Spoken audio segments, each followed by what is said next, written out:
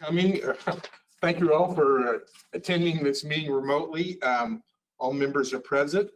And first item of the agenda is the approval of the February 18, March 4th, and March 11 minutes. Yeah, so that's the first item, but I would entertain a motion to pay all those or approve those. Member Robustelli, second member Beard. Any discussion? Member Metzger?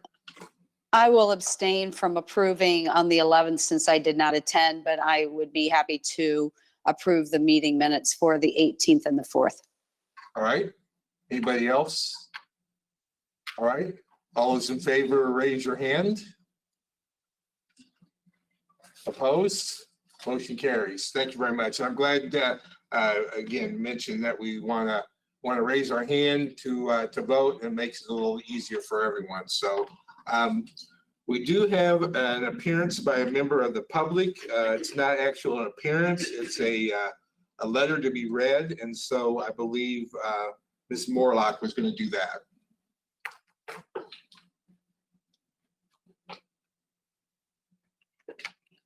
The letter was submitted by Robert B. Fazzini. I'll go ahead and read that into the record. Thank you, Chairman Solner and members of the Finance Committee, for the opportunity to present to you this month. I especially want to thank county staff for helping me to do this in the virtual environment we find ourselves as a result of the coronavirus. First, I am speaking to you today regarding the county auditor's salary. I understand that the Finance Committee will make a recommendation sometime soon regarding the salaries of county elected offices for the next term, including the auditor, state's attorney, and the coroner.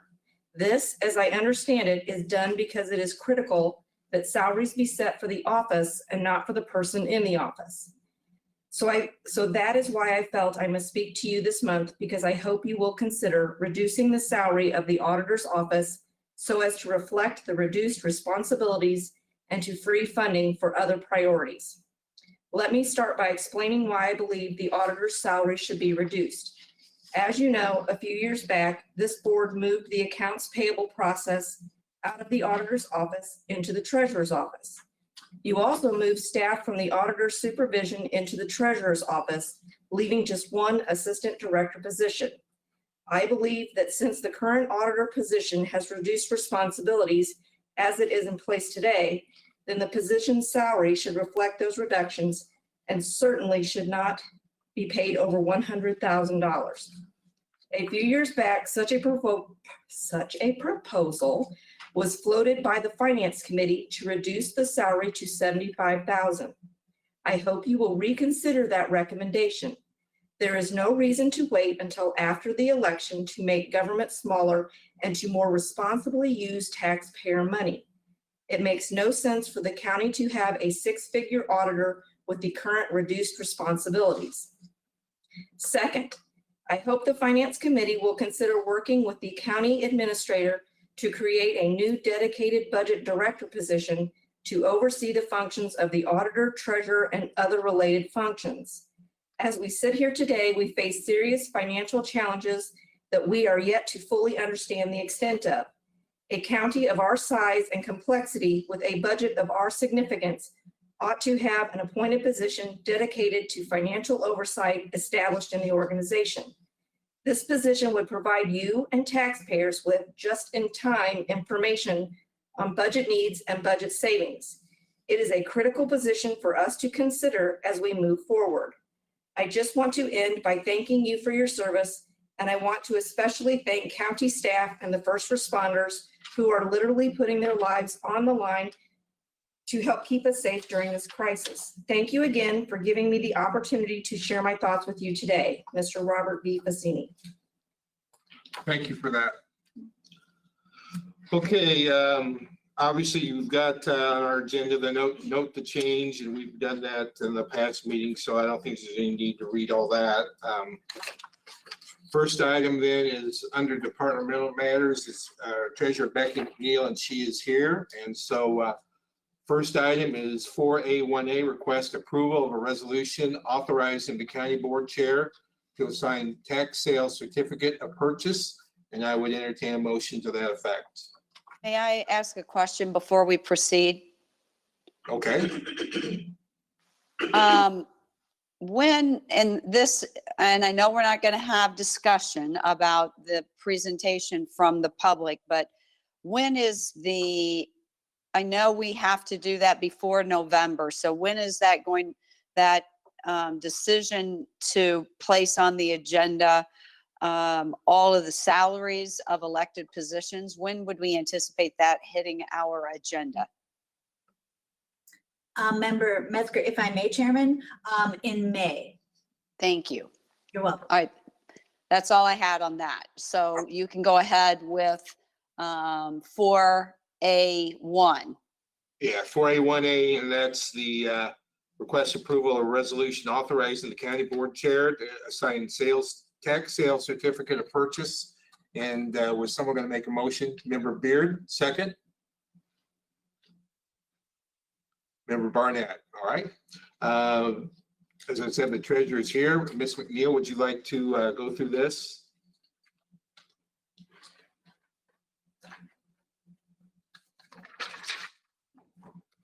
This is a standard item, one that you've seen many times in the past.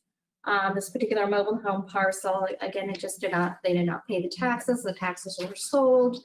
The taxes were not redeemed within the redemption period. Trustee acquired tax deed, and the trustee has since offered or received an offer by a buyer to purchase the tax sale certificate. Does anybody have any questions?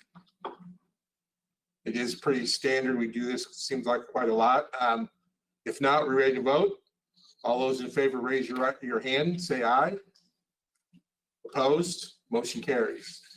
Next item is 4A1B, accept and place on file the county treasurer's monthly financial reports.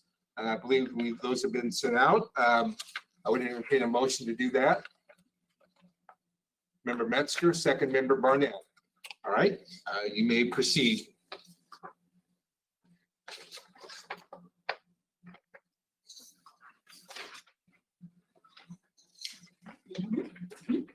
Thank you. So the March sales tax information, income tax information is in front of you. This sales tax information that's coming across is for the month of November. We will be receiving our December shortly. One thing I want to bring to your attention this month, we have a new source of revenue coming in on this report. This is the cannabis local use tax. We received a very, very small payment, as you can see, $1,363.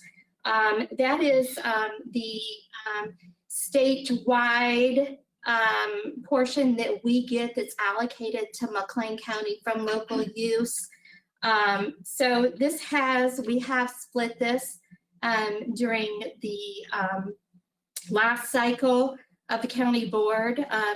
The county board had decided to allocate 35% of that to the shared sales tax fund. So we have split that and will continue to do so going forward. But as you can see in the overall numbers, our March receipts are slightly above where we were in March of 19. Year to date, we've got about 154,000. And budget wise, we are about 262,000 where we would like to be right now. The shared sales tax, your year to date number, 1,015,000 compared to 1,007,000. And we continue, as you can go on down there to the motor fuel tax, we continue to receive very sizable payments from the state of Illinois out of the renewal fund. And so our year to date, regular county motor fuel tax, 318,796, renewal 248,000. The regular township motor fuel, 269,000. And out of the renewal, 210,000. And then the property tax levy is just sitting there as collections will soon begin in regards to that. So the next report is the investment report. We weren't able to get rate information since this is actually April the 1st right now, but we did go out and pull balances. We had a couple CDs mature in March, and unfortunately, you can see those rates. We had one come in at 0.45% compared to 2.64 a year ago. But as you look at the first page in the list of CDs, you can see that we have them staggered out quite a bit at rates that are mostly above 2%. So that's going to help us as we continue to navigate over the next few months. The total investment account balance is $58,513,000. Okay.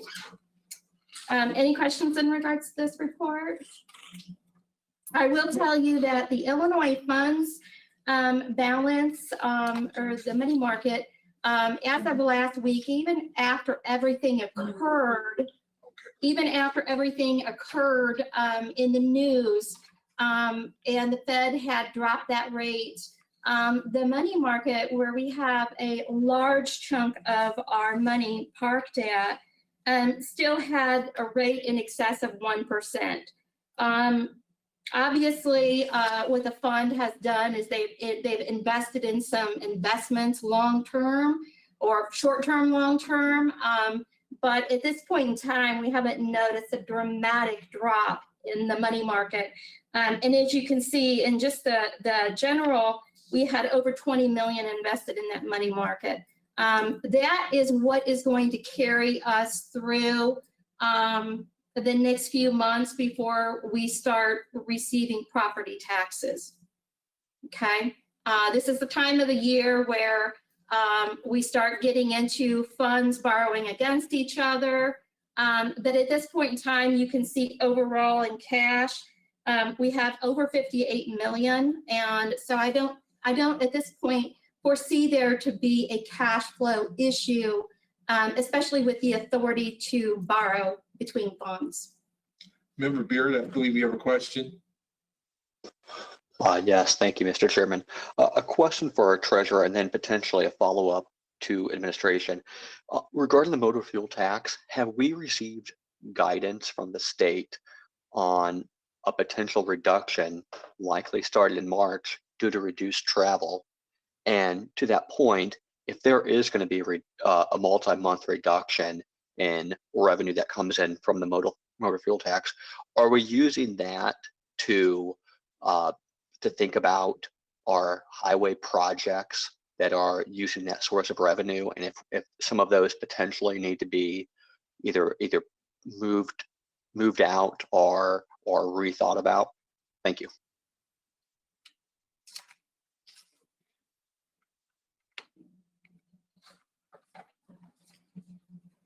Member Beard, this is Ms. Rodriguez. I have not received any formal communication relative to any reduction in motor fuel tax allotments to McLean County. And certainly as our county engineer, Jerry Stokes, or I receive any of that information, we will certainly share that with membership and discuss that with Treasurer McNeil and also strategize on how, if at all, that would affect our plans to complete projects. But I humbly say that we are really only 2 or 3 weeks into examining the effects of the shelter-in-place order and all of the effects of the COVID-19 virus on our local community, as well as the state and the nation and the world.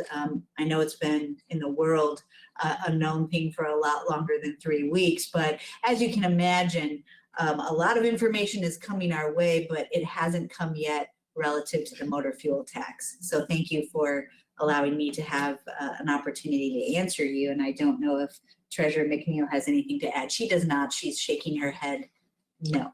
I would say that obviously, next week when Transportation Committee meets, I guarantee you they're going to discuss that. So that's something to think of also. Any other questions? Okay, Member Walrab? You're muted still. Yep, I am. Thank you, Mr. Chair. So I think Member Beard's question leads me to ask a sort of a broader question. I think we know we're going to take a decrease in revenue in a lot of the areas on the first page, maybe all of them, beside the motor fuel tax. How are we going to proceed from here, this point on out? Are we going to be essentially recasting our budget that reflects probably a dramatically lowered revenue? Or are we thinking some of that may not really hit us would surprise me till toward the end of the year? Or I would just like whoever has been thinking about this maybe to respond. Thanks. Well, when we talk about the sales tax information, the sales during the month of March for some of your sources certainly will be affected. And that sales tax is a 3-month lag. So we'll start seeing those numbers in June. Okay. So, and in the past, I believe that when certain economic conditions occurred that adversely affected the county, that the budget was revisited. And I'm sure that that is what your county administrator probably intends to do along with the finance committee. Member Walrab? Yes, so, and maybe this is planned for later. Maybe Ms. Rodriguez will sort of address all these things and sort of summarize her thinking at this point.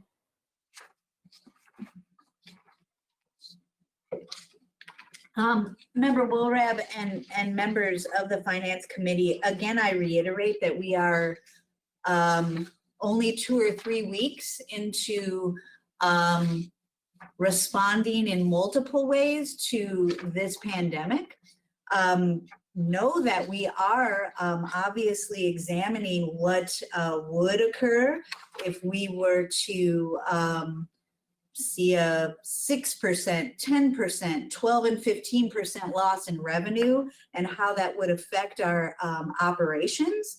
But I do believe this is a marathon and not a sprint. And so in a time and place when I, as the county administrator, am requesting that county employees consider themselves essential and report to work every day, especially those who work in corrections and nursing and law enforcement, I am cautious as to how much I predict what our losses could be at this moment. Again, we are very early on in this, and I am happy that you and other members are concerned, and I am also in a position to keep essential operations going and keep employee morale up, and I'm proud to be in that position.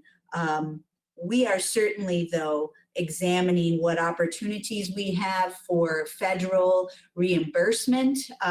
We are looking at grants that are even coming our way from federal sources relative to reimbursement for COVID-related expenses. We are certainly completing our due diligence relative to examination of how this pandemic is currently affecting or could affect in the future our operations. And so as much as I would love to say that we have it all planned out, we certainly are examining your concerns and the concerns of the committee and probably the concerns of the entire community in regards to these issues, but not in this short 3 weeks of trying to change operations and manage HR concerns. We're early on into that process. Member Robustelli? I just want to say I appreciate the questions that are being asked by Member Beard and Member Walrab, but I also appreciate the perspective by our county administrator. Just this afternoon, the governor was asked a similar question about the budget proposal he had put forward, and he said pretty much everything about it will need to be relooked at and changed. And I think every week and every month that this goes on, we'll have to do the same. And so I think from my standpoint and from the committee's standpoint, we may need to think about these next few months differently than we have typically in a cycle for the year. And we may need to be thinking about them more like we think about when we're developing our budget for next year, but actually be looking at it more as analyzing and continuing to refine the budget that we have for this year. And so I would just suggest, Chairman, I think it would provide some relief to those that have questions as this moves on to know that you would call a special meeting of the Finance Committee if necessary to review sort of changes or impacts in the budget if decisions had to be made or if we had to review or provide some feedback.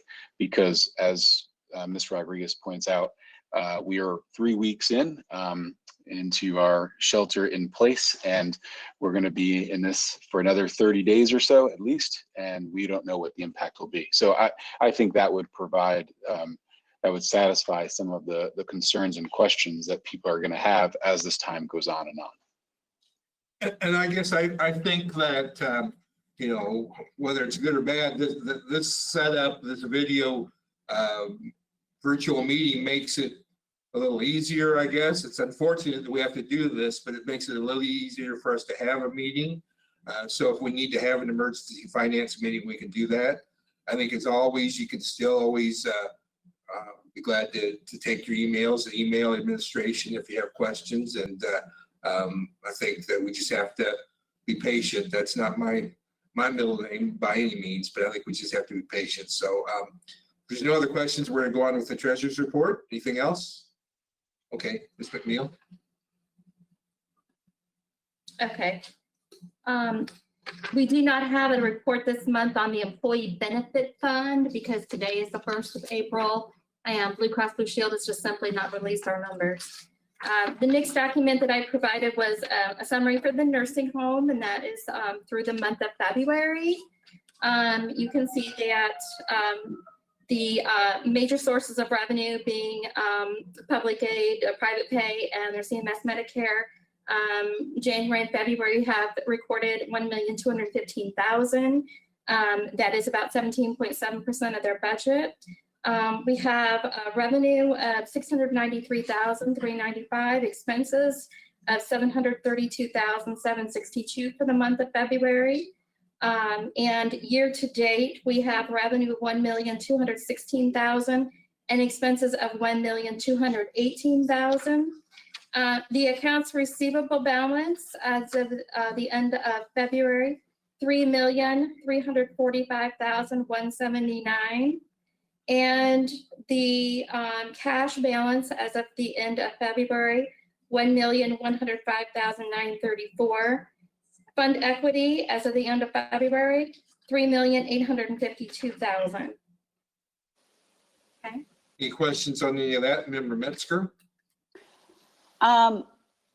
What, and maybe I haven't been paying attention, but I try to be pretty astute to the numbers of revenue coming in. Why do we have such a variation between in revenue of private pay in January is 30,000 and in February is 463,000? Private pay doesn't seem to, I wouldn't think it fluctuates that much. Was there any conversation about that? I mean, the end result hasn't changed significantly. We're still seeing, unfortunate, more out than what's coming in, but that one kind of sparked my interest. I will point out that when you look at the revenue for the month of February, the $692,000, I'll start there. I did ask the nursing home about that because throughout 2019, they did not have one single month where they were in excess of this number. But the nursing home had indicated that they had done a lot of billing and collections on old accounts and getting payments from the state of Illinois and getting adjustments from the state of Illinois. That very well could be what contributed to the number, the shift in numbers there. And I think that has happened before, as you noted. It's happened before when they finally received information back or when they were in the process of getting their clients properly classified. Ms. Rodriguez is shaking her head. I asked her. But yeah, I mean, as you know, it takes a while for an incoming client to get properly approved for their care. But I guess the one thing that is surprising to me, I understand maybe Medicare, but the state of Illinois, I get that, but private pay, and maybe it was just we went after people we hadn't gone after before, but that's a significant increase in private pay. The others are, you know, we can maybe say, yeah, those go up and down, but that one was a bit of a surprise. And I'm not criticizing, obviously, because to have $430,000 extra dollars or higher than the month before is pretty significant. And I wouldn't anticipate we'll see that every month, but I just was trying to figure out on the private pay side. I can find out more information on that and certainly come back to the committee and or let the administrator's office know if they want to communicate with you directly after the meeting. But I do, as I said, I do remember last year when we had a month like that, it was because of accounts that were settling and being reclassified. Basically, someone had gotten approved for a certain service, or they had found out that they were not approved. But no, I clearly understand exactly what you're saying. Okay. And I might add that again, you might talk to one of the members that is on health committee, because it's a discussion at health committee on Monday. So maybe somebody there could answer that. I'm on the committee, so no worries. I'll have that same conversation. Okay. So Ms. Rodriguez, could you please give the nursing home a heads up that will be a discussion point at that meeting, so then they're prepared? Yes, ma'am, I certainly will. Thank you very much. All right, let me proceed. Okay, and then the final report I have for you is just a report on the Juvenile Detention Center. This is a fund and a program that the chairman asked that I report on. This is a quarterly report. At this point in time, you can, I'm sorry, this is actually just a report for January and February. At this time, you can see that their revenue is at $240,000. Their expenses are $194,000. They have not maxed out on their allocation. That typically occurs during the month of May or June. So the next time I come in with a report, then we'll see another quarter. Okay. Any questions? All right, any other questions for the treasurer? If not, then we have a motion and a second to put these on file. Are we ready to vote? All those in favor, raise your hand. Opposed? Motion carries. All right, thank you very much. Ms. McNeely, you have anything else to add? No. Any other questions for the treasurer? Okay, well, thank you very much. Next item is the county clerk. She is not here. I think Ms. Rodriguez, are you going to take over? I will, Chairman, and I'd like to tell the membership and the public that our department heads are all very dedicated and all wished that they could be here. But as you know, the recommendations from the Centers for Disease Control says to keep rooms under 10 people in one room. And we also only have so many spots on our go-to meeting for participants. And so certain department heads are not present, but what I promised them and promise you is that if I can't answer the questions, we will follow up with you shortly after the meeting or sometime tomorrow. So at that, I would say item 4B1 is our esteemed County Clerk Kathy Michaels' monthly report on pages 5 through 11. And if anyone has any questions and I can't answer them, I'm certain that Ms. Michael will be happy to answer those for you via email or a phone call after the meeting. Does anybody have any questions? I guess if she was here, I was just going to ask her in general about the primary, and obviously we had some, it was a big different primary than we've had in the past. So I was just curious overall if there'd been any problems, but hopefully maybe we can talk about that next month. So I'm sure she would be happy to share, I'm sure. hopefully if we're in person next month, or if we can find, room in this room for her, that would Right. be great. We will make arrangements as such, definitely. Thank you. okay, then next item is Marshall Thompson, Animal Control. And again, she isn't here either. Do you have anything you want to report for her? I just want to say that Marshall and her staff are adjusting to the conditions brought upon their operations by COVID-19. There are several small changes that they've made to keep the public safe and to keep staff safe. And to keep those services going as needed. So I know that she would be much more eloquent and passionate about it than I am doing right now. So, but I assure you that if you have any questions that I cannot answer, administration and I will log them tonight and get right back to you. And it looks like the Member Metzger has a question. Member Metzger, go ahead. So what services, other than taking care of the animals, I'm assuming there are no adoption services taking place or transfers? Are those taking place currently, or is everything just at a stalemate until the governor releases people to function? Of course, I can't speak particularly to the adoptions and we can get back to you on that, but Ms. Thompson and her staff respond to calls with law enforcement often, and those still must continue. So there are times when there could be a stray animal or even an animal that might be of concern to a community, and our staff still have to respond. And so those are the moments where Ms. Thompson and her staff are taking all precautions. And so those sorts of things still continue. But I will get back to you all about the adoptions piece because I couldn't speak to that specifically. I do know, in the spring, in fact, all year, there's generally events that go on. I assume that if we go to the Facebook page, there's more information on that. So again, at this point, I'm sure anything to that extent's probably been postponed for right now. So any other questions dealing with the animal control? All right. So our next item is Michelle Anderson, the county auditor, and she does have 2 items for action. Again, she isn't here, but I will go ahead. D1A, request approval of a 2019 purchase order budget ordinance.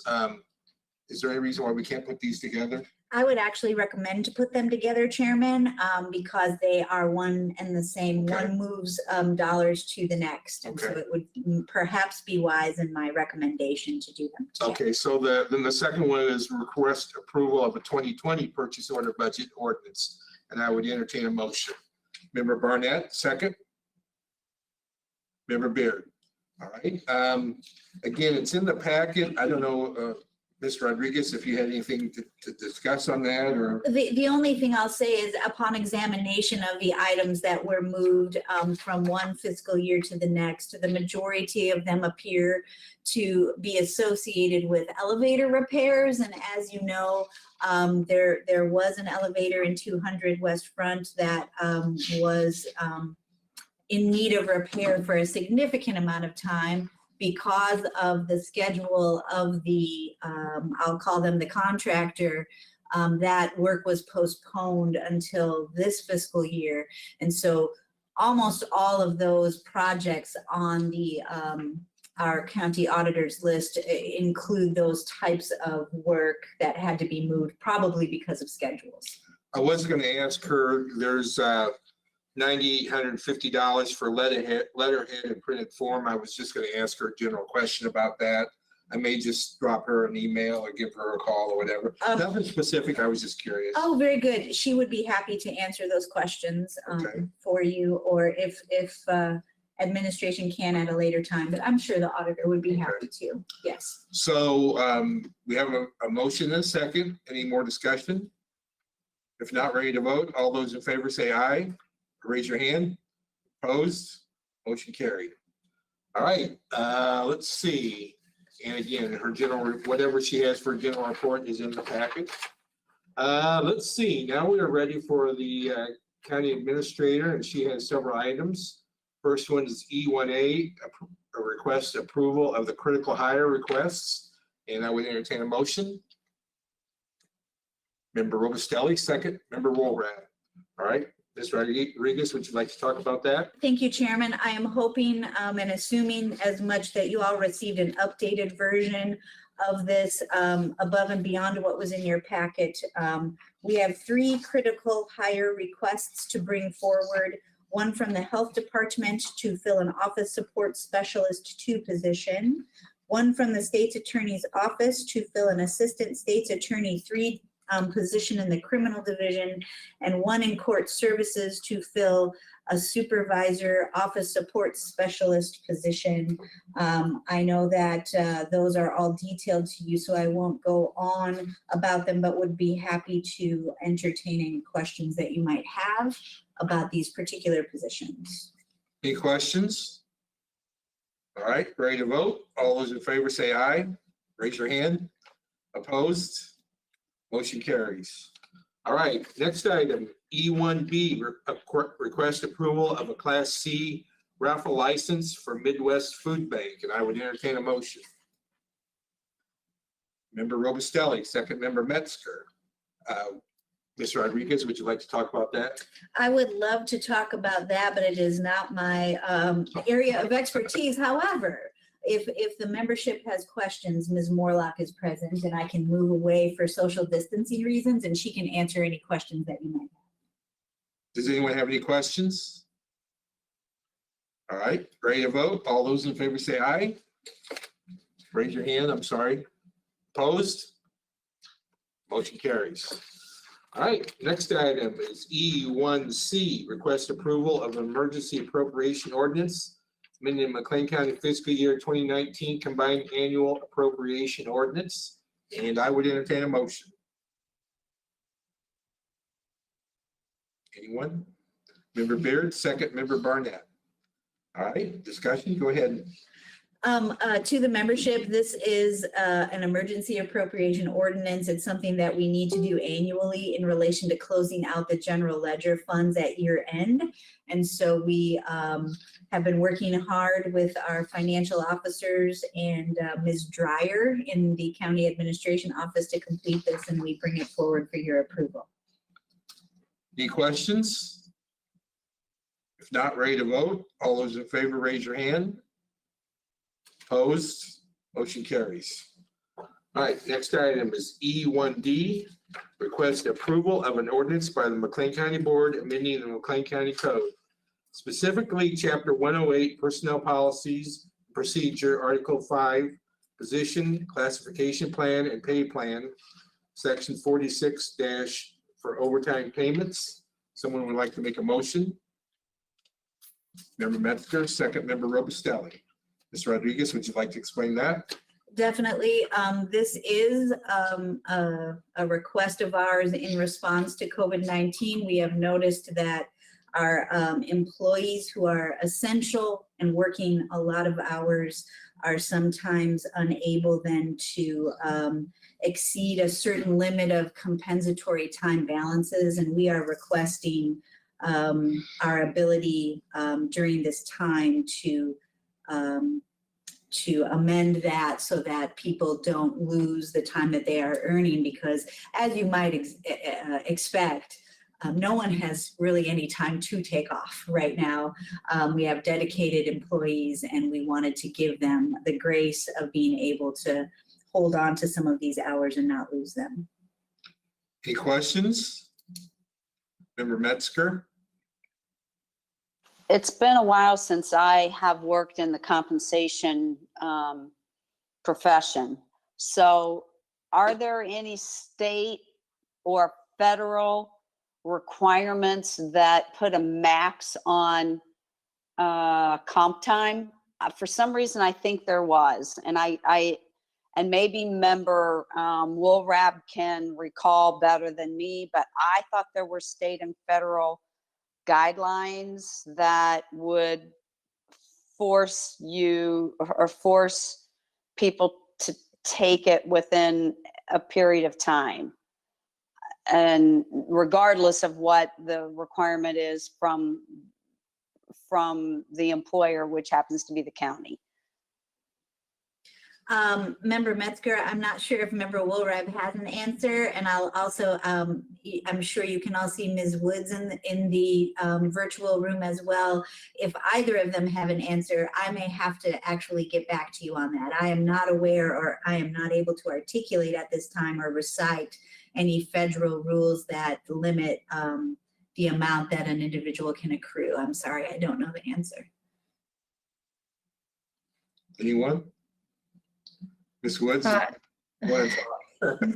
I do believe you are correct on that, Ms. Metzger, and we will have to look into that further to make sure that we are in compliance, obviously, with all federal and state laws. So I don't have an answer for you, but we will look into it.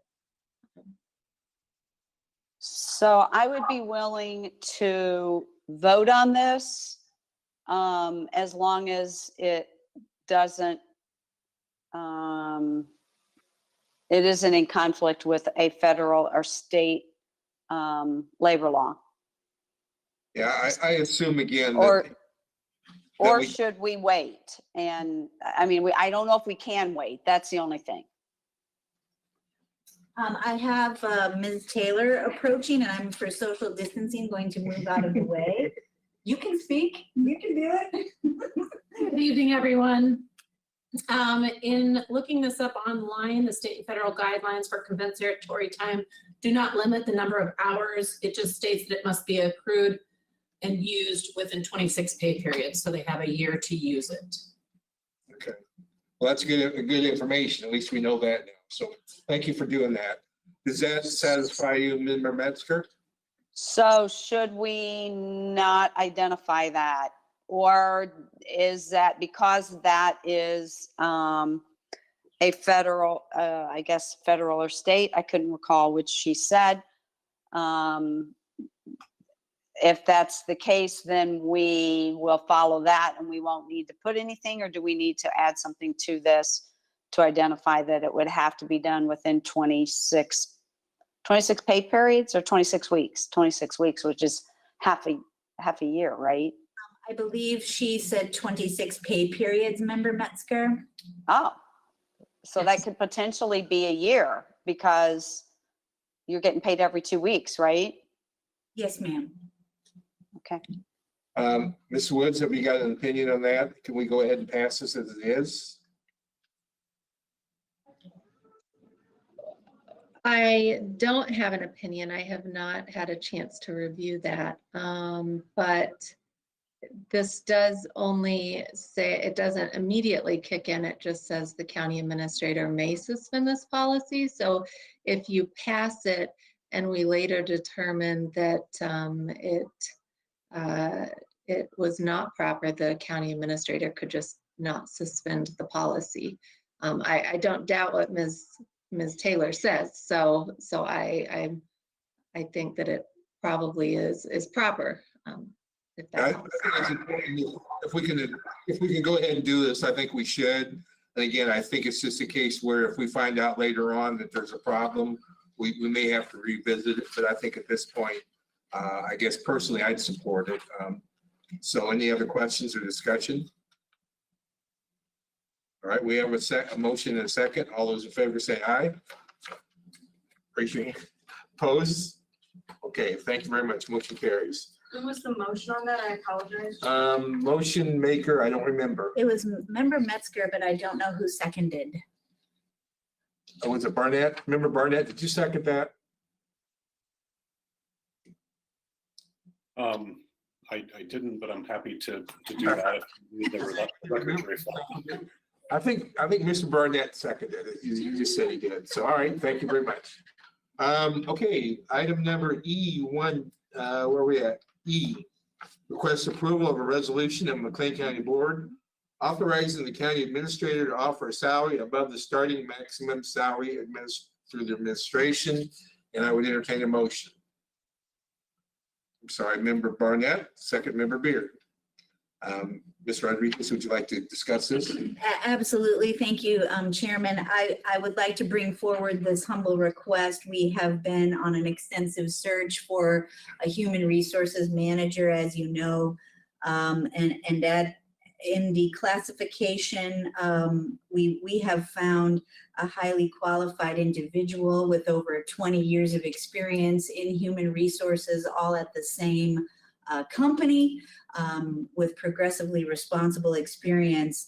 And where we're at in our portion of where policy, where the rubber hits the road on policy and where I have to come to you is that I can offer up to $37.38 per hour for this position based on our policy as it stands right now. And in our negotiations with this individual, we would like to offer $39.09 per hour.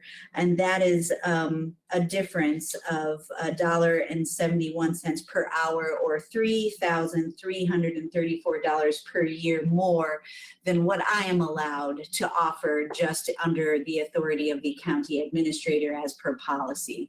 And so because of our desire to work with people, and because we just felt that it was worth coming to you, and we don't like to do this, but we felt that for the $1.71 difference, it was worth coming to have this conversation to make the formal request. So that's why I'm here asking. Member Metzger?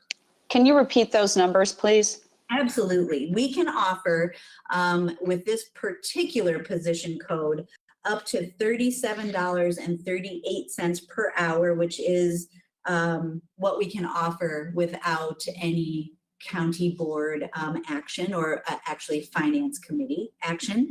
And we would like to offer $39.09 per hour.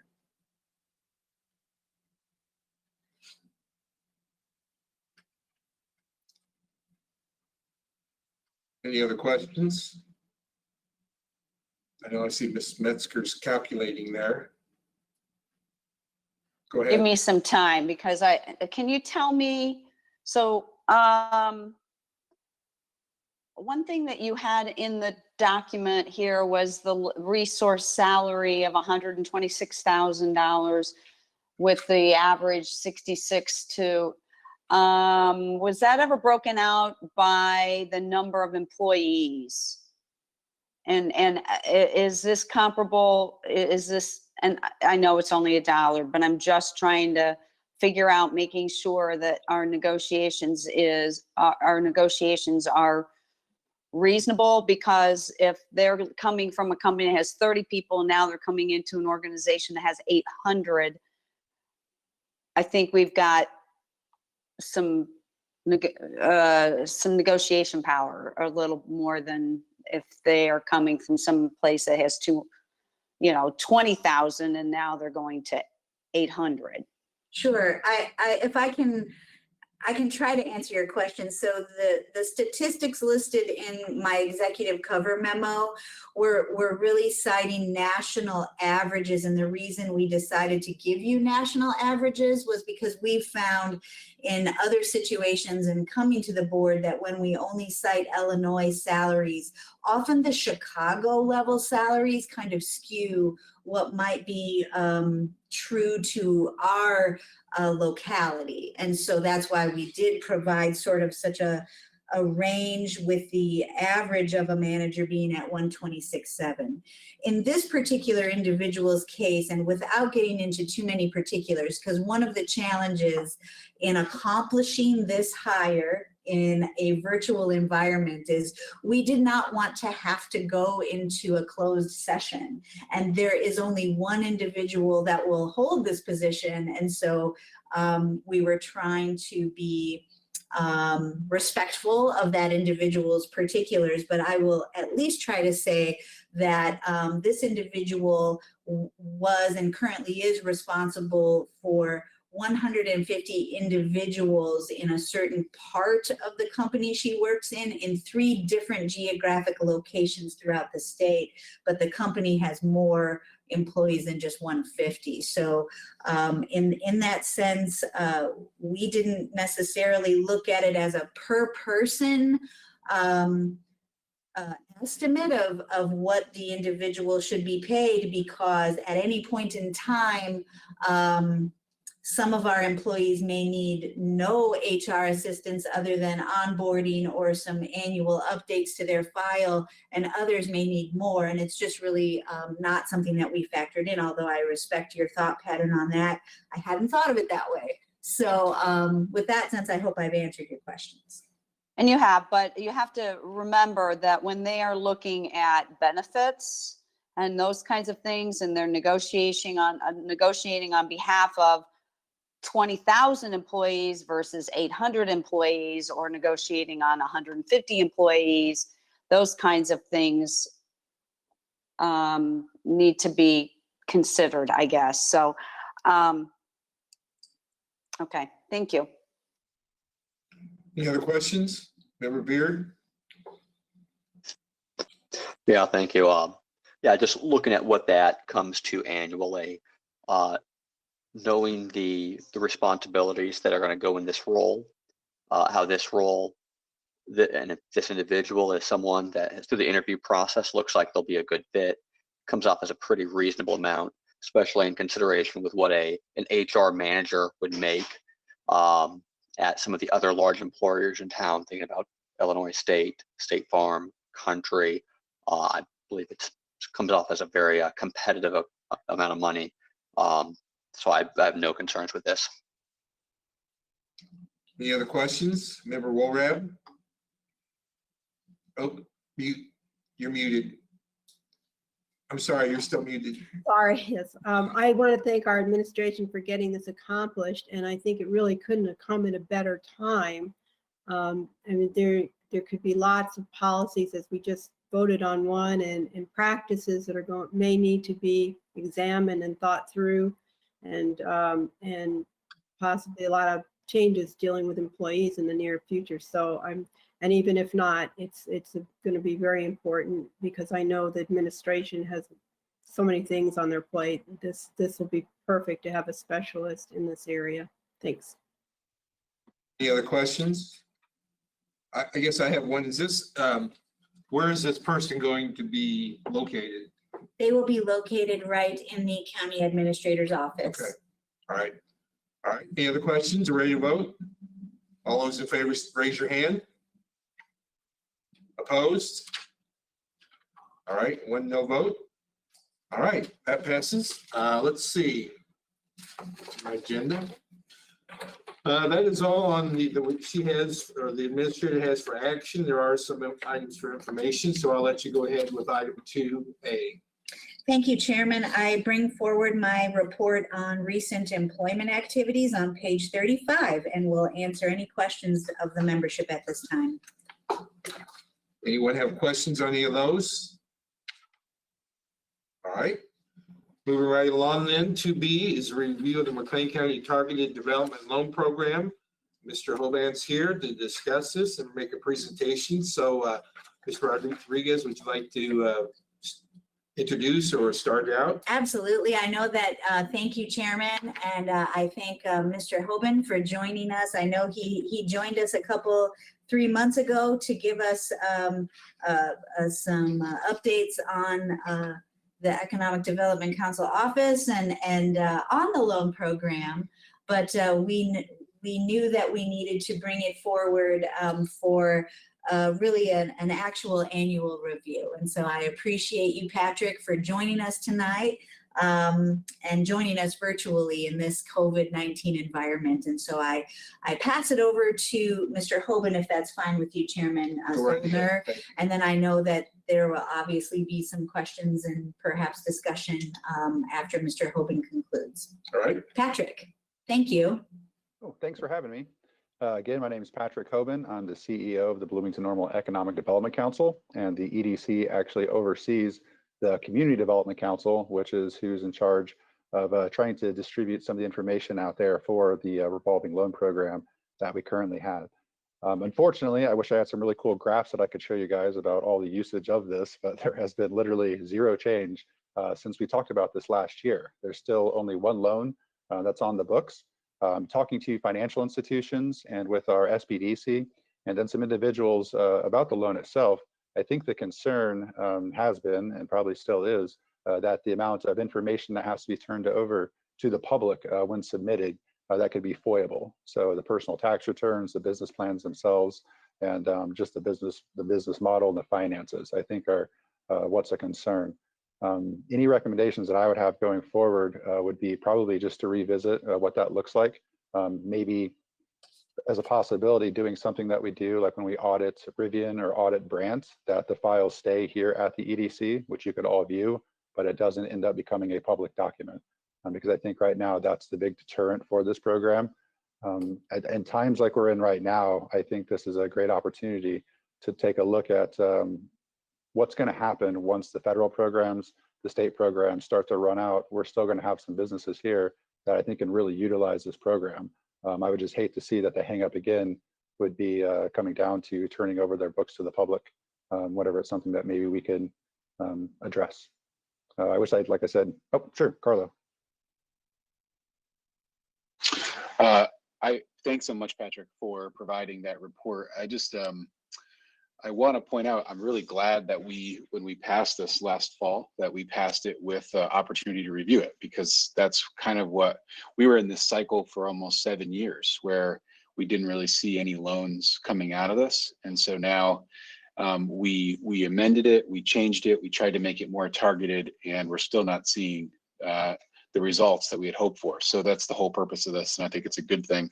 And I'd like to explore more what models are out there that sort of deal with the issue that you're talking about. But nobody could have imagined that our small business community would be as ravished as it is right now. I mean, they have essentially been shut down for 2 weeks, and they will now be shut down for another 30 days. So I wonder if it's appropriate for us to start thinking about an emergency small business program that is completely different from what we had even thought about before. Something that would help provide targeted funding to small businesses that have exhausted all of the funding that has been made available by the federal government or the state government. I think timing is of the essence. If we don't act, if we don't provide this sooner rather than later, we're going to see many of our small businesses with cash flow issues shut down. And then we're going to have a program and $400,000 or $500,000 of funding available that we'll have to use to try to get new people to open the businesses that were here. And I know that that was always the intention of this program, was to create new jobs, was to create new businesses. But this is a completely different environment we're in right now, and we will be in for the next few months. And so I wonder if you could comment a little about what you're seeing in the small business community and whether or not it makes sense for us to be thinking in the short term about an emergency small business fund of some kind. Yes, I agree. I think there's possibly 2 different ways that we can do this. I think that I'm talking to a couple of financial institutions. One of the needs might be a bridge loan. So something that if a business can prove that they've gone through the federal program or the state program, they are qualified and they should get the loan, but maybe the money is going to be, I don't know, 30 to 40 days out. Maybe we can provide that bridge program to get reimbursed. We're still waiting on the regulation though, on what is reimbursable. So the PPP, the Paycheck Protection Program, that's the one everyone's going to go after. because a lot of that's going to be forgivable. But we just don't know if repaying a bridge loan is going to be forgivable. So when we get more information on that, I'd highly recommend that be a portion of this. But then going back and just revamping the revolving loan fund itself into maybe, like you said, more of an emergency loan fund, not necessarily for the startups, but for the ones that we have. And just trying to iron out the details to make it more appealing to our current businesses. Again, talking to financial institutions, they think they're going to be so busy, in the next couple of weeks filling these out, but there's only so much money in each one of these. And eventually people are not going to get funding. So that's where I think this could step up. Yes, Member Beard. Hi. No, thank you for being here and for your presentation. More on that point. So I've been looking and reading the CARES Act, which passed the other day, on SBA, the Small Business Administration.gov, they have that small bridge loan program. Mm-hmm. Do we feel that local small businesses, I would have a concern that some small businesses maybe just aren't in a place that they're able to even understand how to go through that. Part of the pitch with that is it's supposed to be simple and quick, up to $25,000. So, for a sole proprietor or for, a 1, 2, 5 person business, ideally that should be quick and available and simple for them to do. Is there an opportunity here for you or local groups to work with those types of businesses that come to you and to say, hey, here's the program right now that's available for you. Let me help you with the paperwork. So far, right, what we've done is partnered with the Chamber of Commerce and the Convention and Visitors Bureau to establish beingprepared.org, which is evolving daily. I'm sure, as most of you know, I just found another tool yesterday that just came out from the Treasurer's Office. So it's just a matter of updating that and then possibly creating some guides and even more webinars. I probably attend 2 to 3 webinars a day, but it's going to have to turn into a almost emergency business retention expansion, one-on-one visits that turn into case management. And we have to prioritize those because the amount of businesses that we have here, again, we'll partner with the CVB, with our chamber, and possibly even just board members to start making those calls to make sure everyone has this information.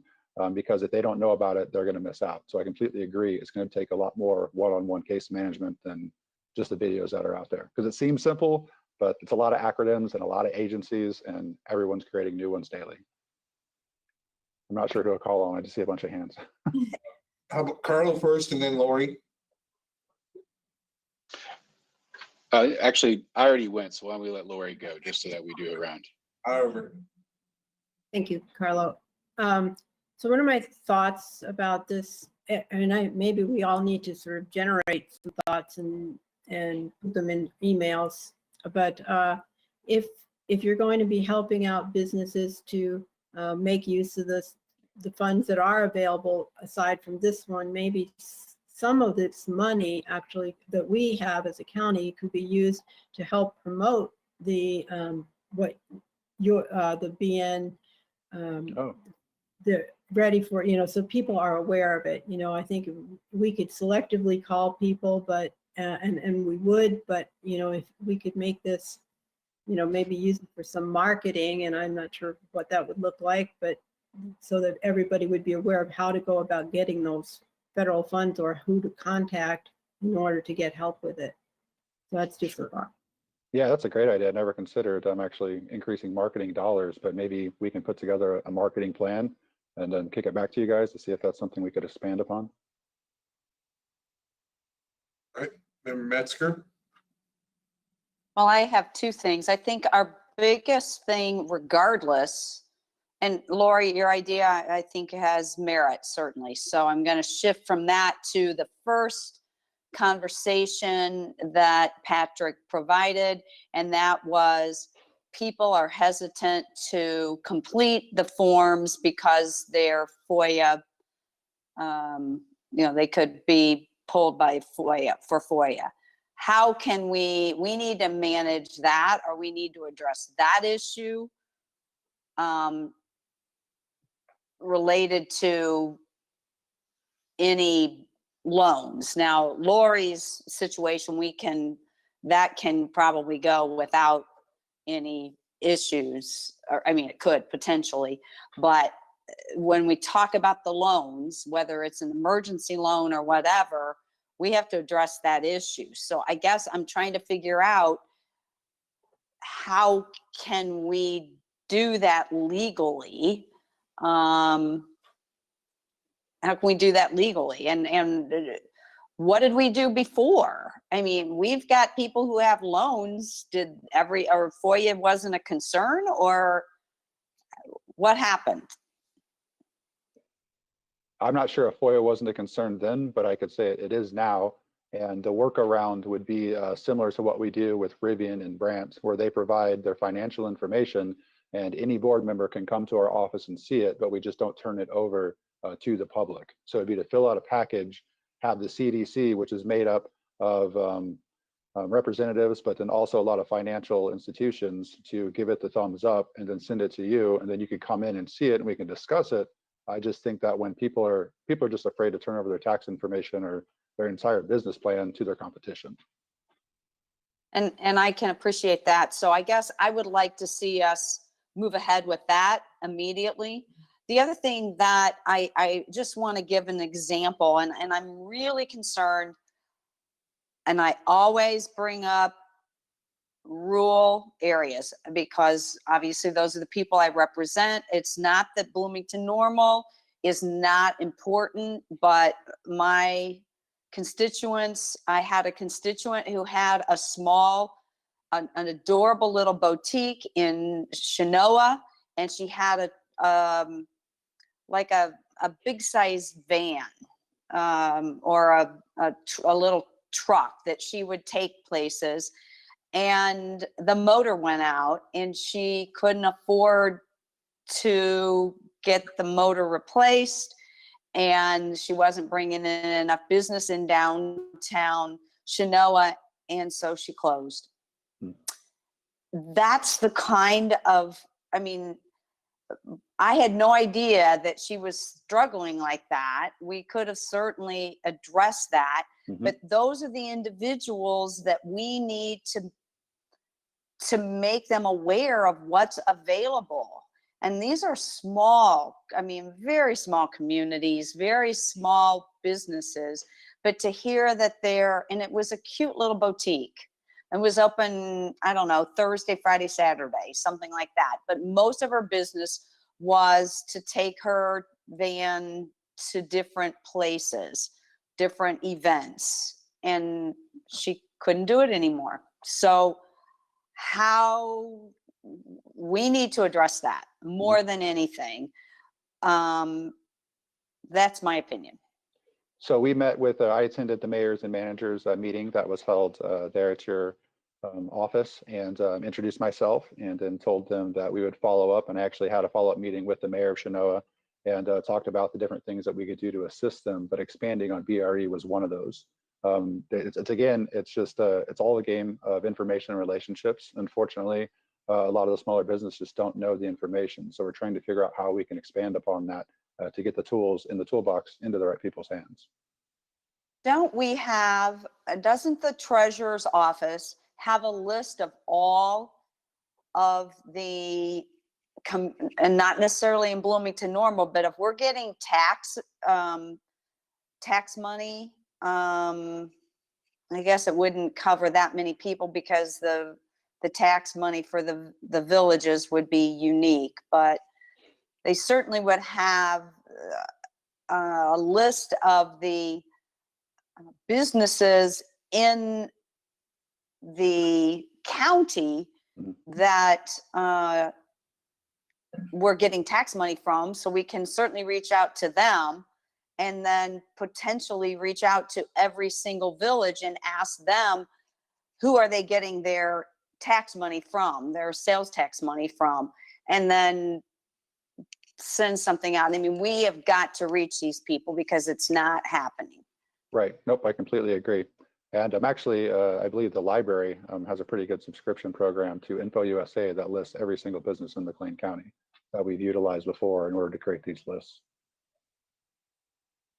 Chuck, did you have a question? Yes, thank you, Mr. Chairman. Maybe I'm misunderstanding the conversation. As I understand what Member Robustelli is talking about is almost a total revamp, rechange of the program as it exists. And what other members are talking about is just tinkering with the marketing on it. I'd be willing to listen to more about some type of, say, bridge loan or what member Robustelli is presenting. I mean, maybe I don't understand member Robustelli's position, but I think that's what he's saying. I think he's saying we need something now, not let's work on a marketing plan and get it in place in December. We need something to put in place now so they can have emergency funding, possibly for a bridge loan or something like that. And I think that's a good idea. I remember when we had this debate, some of us wanted to do this and some of us wanted to do that. We spent God knows how long to come up with this program. Now nobody's even using it. So I would be inclined to flesh out more what member Robustelli is thinking and try to see if we can make this some type of an emergency program and what we can do with it. The member Metzger's point, when we did talk about all that, we were trying to talk about how do we get the rural communities more involved in doing it, and we still haven't successfully done that either. I mean, that was a concern initially too, but I think the immediate concern is member Robustelli's issue is that, hey, we've got emergency issues out there right now. We can't talk about it the entire year and come up with the plan in December. We need to put something in place. I think that's what he's saying, but I think he should probably speak for himself. So that's all I'm going to say. Mr. Chairman, may I speak? I just want to make sure. Okay. I appreciate your sort of separating these conversations. And I appreciate that we do need to have the conversation that member Metzger is talking about in terms of long-term, how this program works. But what I was trying to articulate, and maybe not as articulately as I needed to, is we have an emergency right now. And the emergency gets worse every single day for small businesses, regardless of where they are. People are losing their jobs in huge numbers. The federal government is doing something to try to address that. The state government is doing something to try to address that. And we are uniquely positioned as a county. I don't think there's a county like us that has funds that we have already decided that we would set aside for the purpose of economic development for a loan-like program. And I think we should use them for an emergency loan program as soon as possible, targeted at keeping the small businesses and those they employ in place while they're trying to get other funds and trying to do other things. And I don't know how that should be rolled out, but there's a lot of models right now that we could use.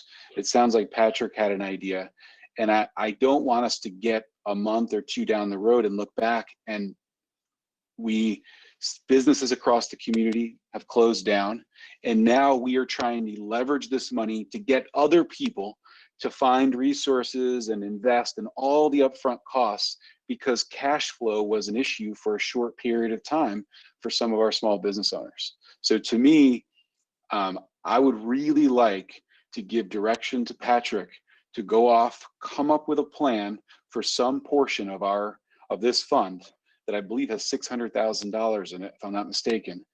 And we get back together, we review it, and we give some direction for him to go and work with small businesses when he's having those case management consultations, to point them the federal resources, point them the state's resources. And then in the meantime, what are they left to do? They have no corporate backing. They have to figure this all out. So that was that was my general thinking, was we have an emergency now, and I think we have an opportunity to do something, and I think we ought to in some way. Member Erickson? Well, yeah, that confirms what I was thinking that he was saying. I mean, he's saying it's not something we put a plan together and we put it in place in December. We got to come up with something now, and I think that's a good idea. I mean, I think that's something we ought to look at. As member Robustelli stated, I don't have what that idea would look like, but I would hope Mr. Hoban would, and he could assist us in putting something together that would be assistance to small businesses. Because I think we got to be small businesses are getting killed right now. I mean, they're literally getting killed. And I think Member Robustelli's idea about, hey, let's come up with something right now, at least for part of it, and let's see what we can do. So I would, I guess this isn't an action item, but I guess I would say that I would concur with Member Robustelli's idea that there's something we need to do now. So. Member Beard? Thank you, Mr. Chairman. Yeah, I don't disagree with the comments. I just want to point out that the federal program, which was designed specifically for this, was passed 2 days ago. And I don't know that we know that that doesn't work. The website's there, the application's there today. So if the small business today comes to, goes to being prepared or goes to Mr. Hoban, should that not be the first place we point them to say, you can get a 3.75% loan, $10,000 upfront, up to a $25,000 loan, 7 years to repay, and you can get that within 10 days. My thought is that's going to be the first place we point people. That's what it's directed to. And then as we start to understand the existing program more, what its gaps are, would that be an opportunity to figure out how we can then supplement? Because maybe that program does run out of money in 2 months. Maybe there are people that for whatever reason, they're a small business, but they don't qualify for that. Is that where we fill in the gaps? I don't know. But for people today who are looking for the money, I would hope that we are pointing them to that direction. That's what that bill was designed to accomplish. Member Burnett? Well, I do agree with what Member Beard is saying. There are other provisions of that bill, like the Paycheck Protection Plan that Mr. Hoban had referenced, that even local lenders right now don't fully understand how long it's going to take for those applications to be processed and then money to begin to be flowing. So I would endorse what members Robustelli and Erickson are saying, that if there's a way in the next couple of weeks here, we can get some sort of a plan in place about how we can use that fund to act as a bridge loan. I think that'd be an amazing service to be able to offer for the small businesses in our community. Long-term, down the road, 6 months, 9 months, absolutely. We should not at all lose sight of the good things that members Metzger and Woolrap have said, because that marketing, that more intentional outreach to people absolutely has to be done to make this fund as functional as it needs to be. But there is an immediate need here right now. And if we can help fill that gap in some way, or help out even in just the smallest way to a small business owner who's struggling in our community, then I think that's what we need to do. Member Erickson? Thank you, Mr. Chairman. Yeah, I can't remember if it was Mr. Hoban who stated this or who it was, but I mean, part of it might be just the gap that you've applied for the federal assistance, but you need the cash flow now. I mean, you need the money now. You can't wait for the federal government to come and say, yeah, you got approval. So if there's ways we can help, I don't know the answer, but I hope Mr. Hoban and the administration possibly can help us come up with something, because it seems Member Barnett is there and I'm there, and it just seems like that's something we ought to try to look at. If there's something we can do immediately that maybe not doubles up on what the federal government is doing, but at least provides cash in someone's pocket till they get their federal app approved.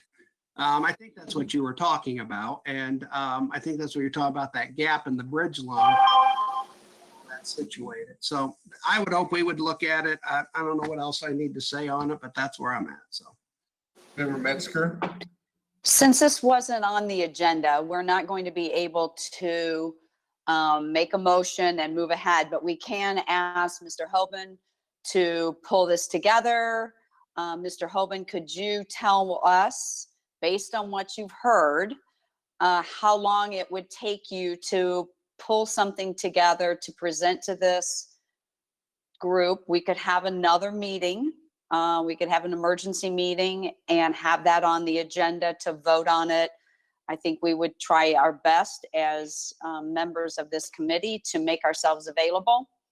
And so I need to put it in your hands, what you, timing wise, because you've got stuff on your plate too that Mhm. hasn't been there before. So we have to be cognizant of that. The other piece that I continue to say we have to take care of, and that is the FOIA situation. We have to take care of that. So when you do that, roll that in there. All right? I think I can combine everybody's ideas and have it probably as soon as next Wednesday, something to review if you guys are up for it. Member Wolrab? Thank you. So I just want to add these thoughts to this conversation. I think at this point, part of what we approved last year had a micro loan provision in it. And we're going to have an awful lot of small businesses that are probably already struggling and are going to be struggling. So I think I would like to make sure that we get help out to as many businesses as possible, and not large chunks, but dole it out in smallish pieces and really make an effort to try to draw in people who maybe are not tied into the traditional business community, maybe are not necessarily members of the chamber or what have you, and may not even know where to go. So, I think spending some of this to get that information out there, keeping in mind that it's an emergency and we're trying to do this as fast as possible, I would like to see that as well. I guess I would hope that would be some of the information that Mr. Hoban could recommend to us, either a maximum limit or a time frame or whatever. I would suggest that's probably one of the things we need to look at. Member Robustelli? I just want to go back. I really appreciate everyone's ideas around this and the support for the concept of something emergency and taking action on it sooner, because I really believe if we wait and we sort of think this out and we take our typical process, we'll regret it. I think we need to do what we can reasonably to help small businesses. But I want to just respond to Member Beard's comment, just to be very clear where I was in terms of proposing this. The county has always been the payer of last resort. I mean, this program has always been that. So nobody was proposing a shift in that. Of course, what I'm trying to do is build the toolbox out for the person who's on the front lines. And right now he's saying, I'm going out, I'm talking to people, they have a bridge need, they have a cash flow issue. And he right now can't provide, there's nothing he is available to him at the local level that will help a business get through a 10-day period, a 20-day period, whatever it is, while they're applying and processing all of these funds. And so I believe the sooner we can give him that tool, the better it will be. And we will of course want to put accountability attached to it. We want to make sure that all of it's done in an appropriate way. And it's a good program, but I think time is of the essence, and I think we have an opportunity here to give him the tools he will need to be as successful as he can be. So that's where I was coming from on the program. It wasn't do this as opposed to doing the federal program. And it's never been that. It's always been we are the lender of last resort, and I just wanted to give him another tool. Member Beard, did you have your hand up? Yeah, no, I appreciate you saying that, Carlo. And I completely understand that concept.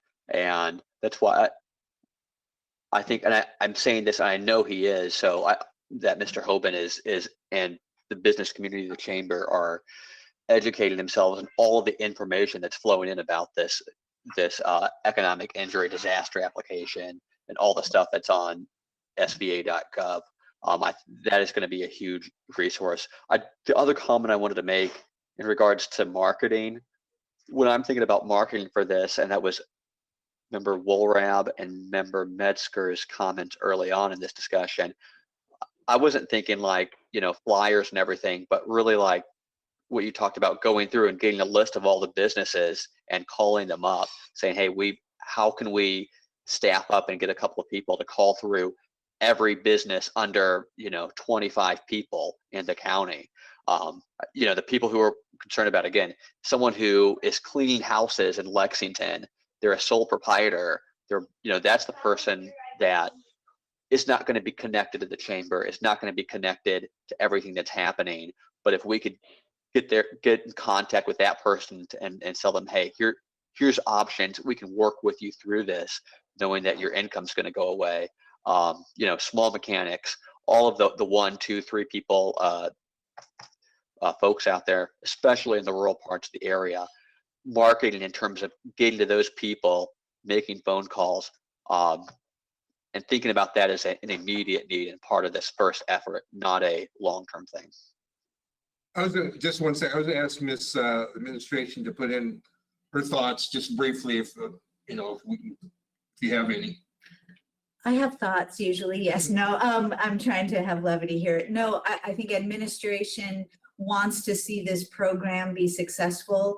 We're appreciative that Mr. Hoban is willing to put something together that might be a solution to some of the challenges that are faced by small businesses currently. And so at this point, I'm just appreciative of the conversation, and we would be supportive should we need to get together again in a formal manner to have an actual action item and a discussion about what Mr. Hoban puts together. And I'm sure he and I will discuss this as well separately from this venue. Member Metzger?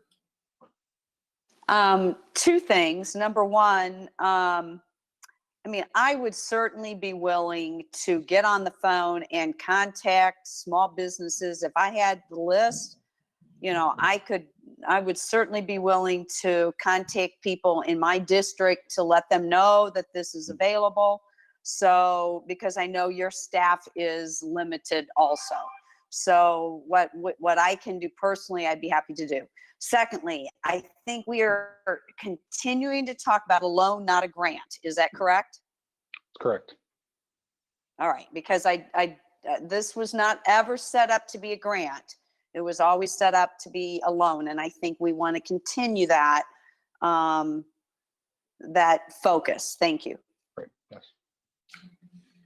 Okay, I guess then it's up right now for Mr. Hoban, if you've got some more thoughts, or if you can, you said next Wednesday, I think we've all pretty much conveyed the time of it as an essence. And again, you have other things going on, but I hope that you and Ms. Rodriguez would get together and kind of talk about what we need to do. Is everybody pretty much put in their input and think we're going the right way here? I don't see anybody saying no. Member Robustelli?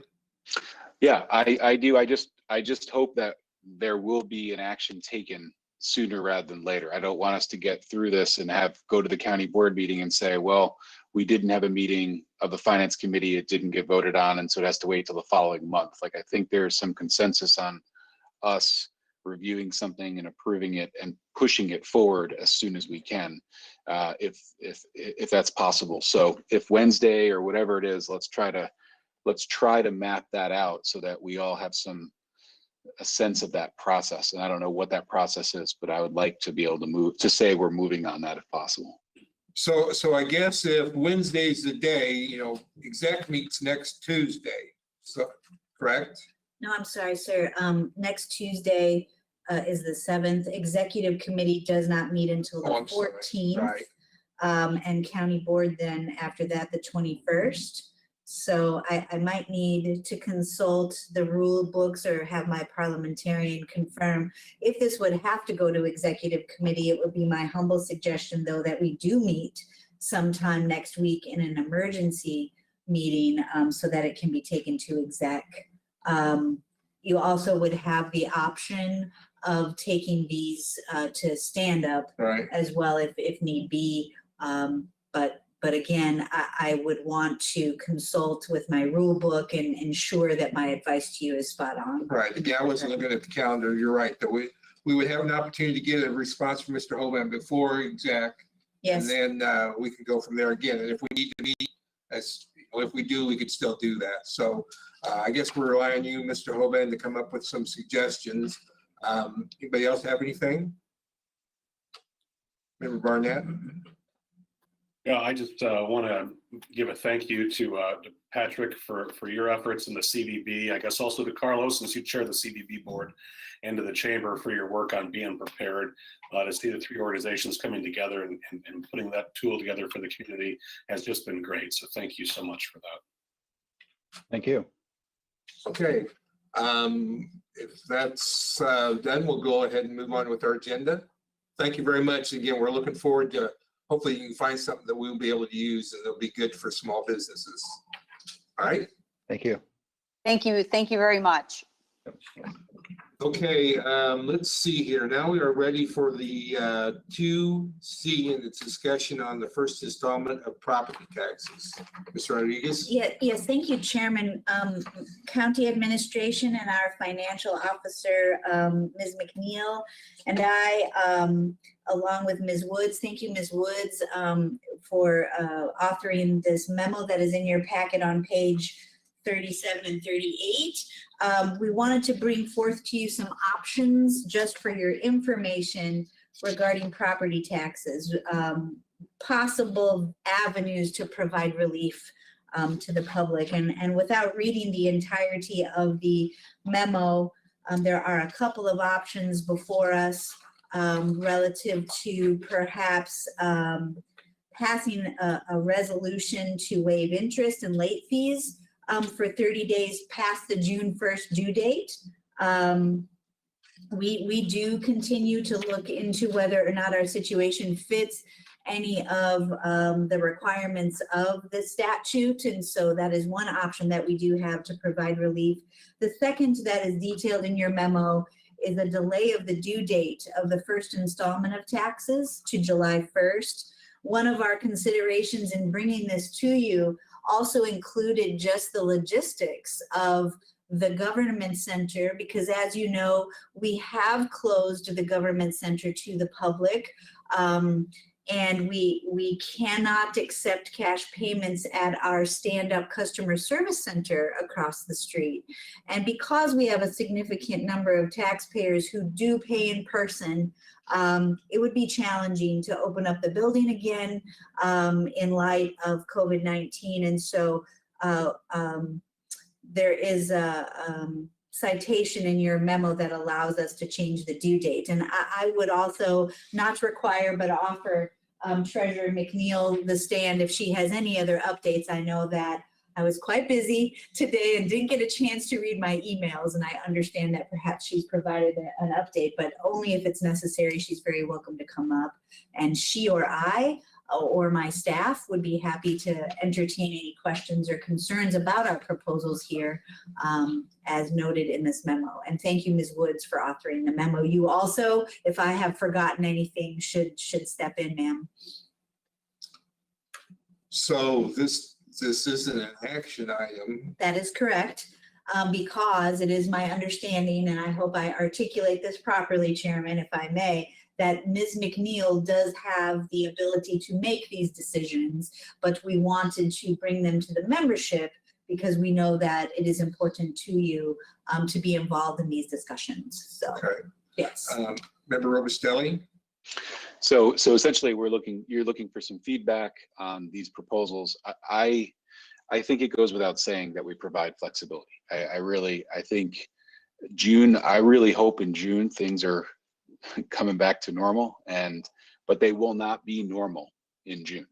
Even if we're out and about and our lives are more normal than they are today, they're not going to be normal for most people in June because they'll need time to recover. So I think waiving fines and fees and extending the deadline right now it says July 31st is a proposal, but I think we need to be open, or to maybe July 15th would be better. I mean, it just depends on how things play out. So I think having some flexibility, and I appreciate you brought it to our attention. I am 100% supportive of the flexibility that's proposed. And I'm glad that the treasurer is thinking about that, and I encourage her to do it. Member Walrab?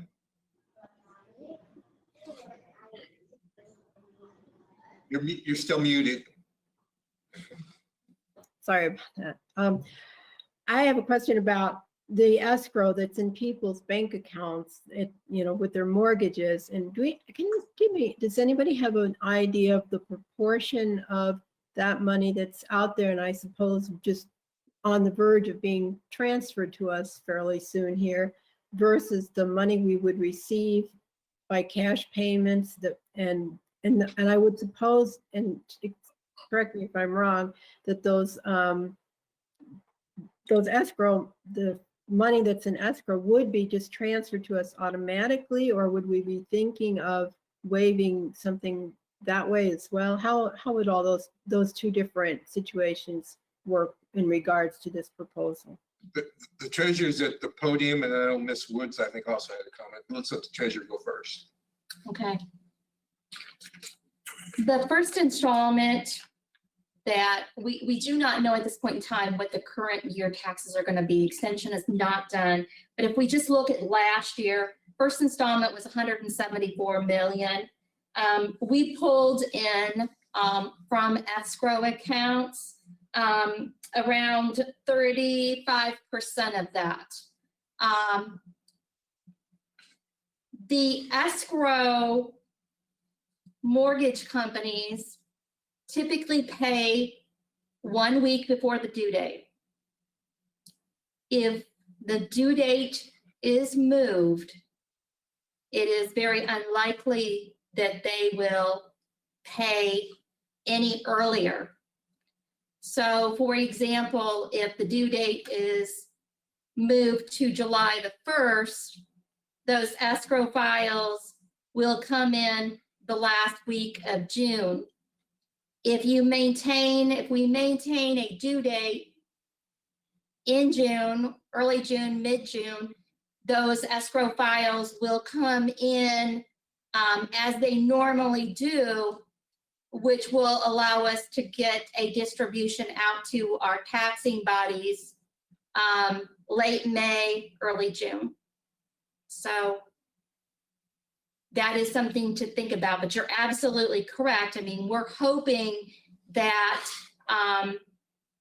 those escrow files will come in regardless of what happens with the interest penalty, because that was listed as an option as well. So let me just say that I love the idea of the waiving of the interest and penalties.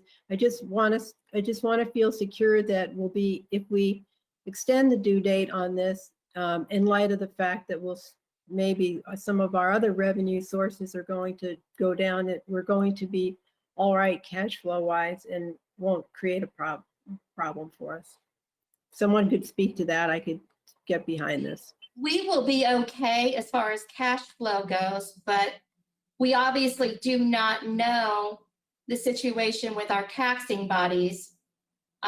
For many of our taxing bodies, the property tax levy is their lifeline and how they provide services in the community. And some of them even now are providing services in response to COVID-19. So just please keep that in mind. Somebody else have a question? Member Metzger and then Member Beard after that. So we don't have a line item that we, as a county, put in our budget for revenue from late payments, correct? Oh, no, we absolutely do. The delinquent penalty that is collected on property taxes goes to the county's general fund. Is that what you were asking me? That's what I was wondering. So I guess, and so we automatically figure 3% of all the money that comes in, it has late fees. I'm just throwing that number out. And so we put that in the budget and we spend that. Is that that's what you were telling us? We collect on an average in a tax cycle, a little over 400,000 per year in delinquent penalties. And it is collected in portions of 1.5% per month from the taxpayer as each installment becomes delinquent. Whew, that's a lot more money than I guess I thought. But I'm not, and I am not saying that but we would likely see more this year due to a variety, due to this whole situation. So, and I'm not saying that that I'm opposed to it. I'm not by any means. It was just, I guess I'm surprised at the amount of money that is in that line item that we rely on. I guess I'm just surprised. Now, I will tell you one last thing before you go to Mr. Barnett. Sorry, Mr. Barnett.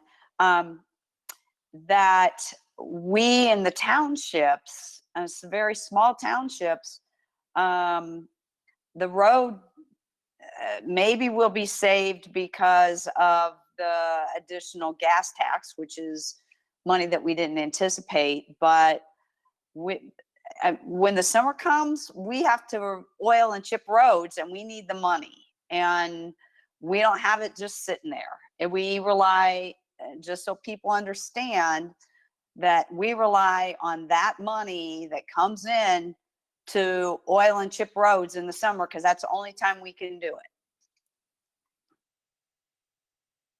All right, I think Member Beard was next, and then Member Barnett. Thank you, Mr. Chairman, and thank you for putting this on, and this Ms. Woods for writing this up. I would absolutely be supportive of the first option. I was reading about McHenry County earlier today and what they did. I talked to Ms. McNeil earlier today with just some of the same questions that you're asking. You know, are we going to have a cash flow issue? The answer is no. And then the other question I had was, for the late fees, are the late interest payments, do those get distributed out to other entities? And the answer for that is no, is that when there is a delayed payment, the county keeps that interest, that interest penalty. So we would not be, in effect, pulling money from the other taxing bodies. So Carlo mentioned potentially mid-July. I would be supportive of a 45-day window. I think that gives this whole COVID-19 thing time to play out, and God willing, we're coming out of it by then. We can always come back to this if we are still in the depths of where we are now. That also, by keeping the June due date for that first payment, it still does allow all of the other taxing bodies to get that revenue from folks who are still employed, for folks who are escrowed, people on fixed income. So if we can be at a point where, hey, 80% of the payments can still come in on time, and then for the people who they've lost their job, they're furloughed, it gives them that extra time and without the penalty. I think it's a good story to tell, and I would be supportive of something along those lines. Before Mr. Barnett, I apologize. Before I let you talk, I'd like Ms. Woods had a comment, I think. Yeah, just wanted to make a slight clarification. If you want to do the first option, which involves waiving the late fees for a period after a June 1st due date, that one does require county board action. It has to be an ordinance or resolution through the county board.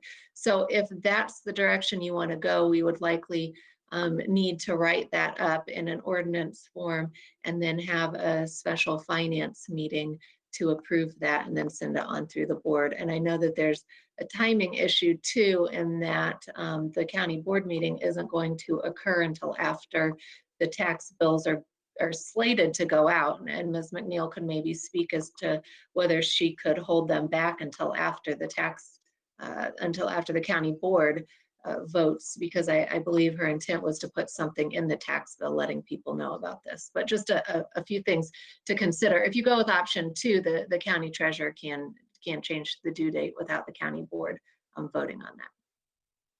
All right, Mr. Burnett. Thank you, Mr. Chairman. I would be in favor of option 1 in this proposal, extending, waiving those late fees and those penalties, that interest for a period of time, whether it's 45 days sounds fine to me. If there's other ideas out there, certainly open to that as well. I would be hesitant to do option 2 just because we do have those folks, right, who are in escrow, and that money is going to come in at regularly scheduled, that 35% that the Treasurer McNeil said. And I wouldn't want to automatically stop that, right, for all of our property taxpayers who are in that situation.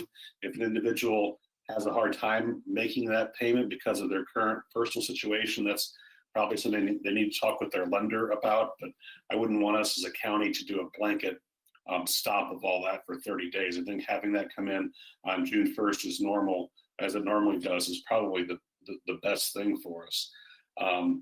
If we have to have a special meeting to be able to approve this resolution for it to go to executive committee, if that's the proper form for this, I think we just talked about having a special meeting at some point soon here, right, to go through the EDC proposal for that loan fund. So perhaps those things would mesh up well. Thank you. Okay, Member Erickson. Thank you, Mr. Chairman. Yeah, I tend to like the idea of letting the payments come in around June. What can come in, so our local taxing bodies would not have any issues, but I do think that the time period for waiving any interest or penalties, at least in my mind, ought to mirror the time frame of the stay-at-home or the shelter order. So if the shelter order ends up being 45 days, it ought to be 45 days, and it looks like it's going to be approximately 45 days at this point. If it gets extended, then maybe that time ought to be 60 days or whatever it might be extended to. But I think 45 days is a good number. I think it covers all interests. It helps the government, helps us keep money coming in, while at the same time giving a break to those who may need additional time to make that payment. So I would support that idea. Okay, 1 second. I was going to ask you then. I'm going to let the treasurer make a comment here. Go ahead. Okay, thank you very, very much. So at this point in time, I want to make it perfectly clear that the late penalty is imposed by Illinois state statute. And so that is why I, the county treasurer, cannot make this decision to postpone the penalty is a decision that must be made by the county board. The section of statute that Ms. Woods included in the packet, there are parts of it, and we are very, very much still researching this and still digging into this. There are parts of it which do not necessarily, or it could be questioned whether this applies to the particular situation at hand, because it refers to the property being substantially damaged or adversely affected. This afternoon, we received a copy of a resolution that King County is taking before their county board. It is the opinion of the county treasurer and the state's attorney who wrote the piece of the ordinance for the county board, that they are still okay to go forward with this because the properties have been adversely affected in their opinion. I have passed that along to Ms. Woods and asked them to review that further, because certainly whatever we can do, we want to be able to do it, but we've got to make sure that we do it correctly, we do it appropriately. I think that the intent is there in 21-40C1 and 2. I think the intent is there, even though it doesn't specifically outline the particular situation that we have at hand, okay? That's the first thing. And then real quickly, the second thing, the interest penalty. The interest penalty is assessed at 1.5% per month. If the interest penalty is to be waived, we need to waive that in increments of 30 days. So we can't just arbitrarily choose 45 days or 50 days. We need to move that along with the due date. So if we just for example, for you to understand, if you had a due date of June 1, then you would postpone the penalty for the first segment through the date of June 30th. Or I'm sorry, through the date of you have the due date of June. So it effectively becomes delinquent from June 2nd through June. Excuse me. You understand what I'm trying to say, okay? In any event, we have to go in 30-day segments.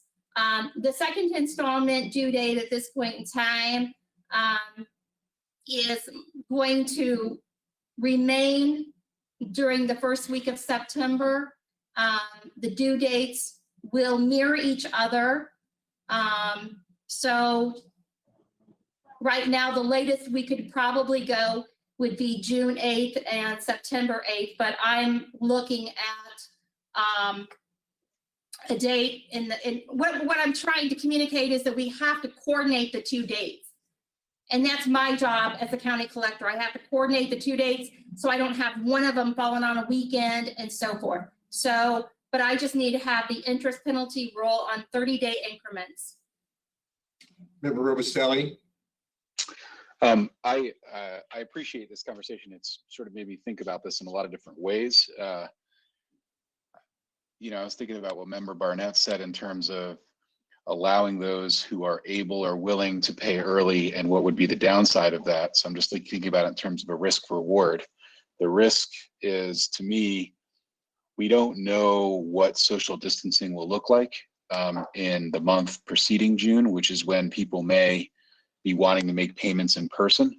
And so we don't know whether or not this could be a massive inconvenience. There's a lot of people out there, even if you waive the interest and you waive the costs, if it's due on June, they're going to make a payment. They'll have to come down to the government center and make a payment. And maybe some of those people will be advised, especially those that are most at risk, even into May, to not be out in large crowds and in large groups. And so to me, I think we should leave open the possibility that this gets pushed back a month, or at least I would encourage the treasurer to think about that, because I think there are two separate issues here. One is the issue of the amount of days after the shelter in place. And I think Member Erickson's suggestion of 45 days makes total sense to me in terms of whatever, or 60 days in terms of waiving the fees. But there's another one which we don't really know right now,